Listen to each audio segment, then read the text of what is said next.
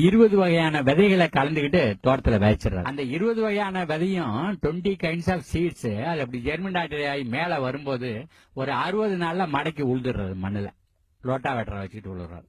அப்போ 50 வருஷமா கெடுத்திருந்தீங்கனாலும் ஒரு 60 நாள்ல 2 மாசம் 3 மாசம் இந்த பூமியை மாத்தி காட்டுறோம்.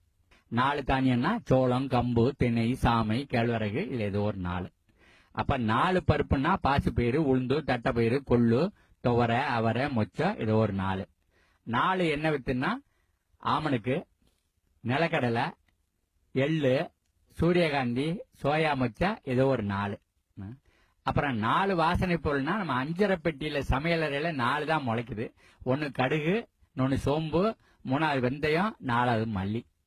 5 உரைச்செடியில 4 தக்கப்பூண்டு, சணப்பு, அகத்தி, செம்பை, நரிப்பயிறு, பனிப்பயிறு, இது ஒரு 4.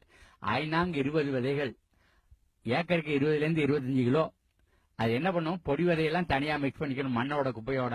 நடுத்தரமா இருக்கிறதெல்லாம் தனியா மிக்ஸ் பண்ணணும், பெருசாக்கெல்லாம் தனியா வைக்கணும். 3 ரவுண்டு அப்படி ஏக்கர்ல அப்படி விதைச்சிட்டு வந்தீங்கன்னு சொன்னாக்கா அது இப்படி ஒன்னொன்னு முளைச்சு வளர ஆரம்பிக்கும். அது கிட்டத்தட்ட பாதி செடி பூவுக்கு வர்ற நாள் தான் அந்த 60 நாள். அந்த 60 நாளை மடக்கி உழுதுட்டு ஒரு 10 நாள் காலி விட்டீங்கன்னா அது மக்கி அந்த நிலம் விதைப்புக்கு தயாராயிடும். அதுக்கப்புறம் எதனாலும் விதைக்கலாம்.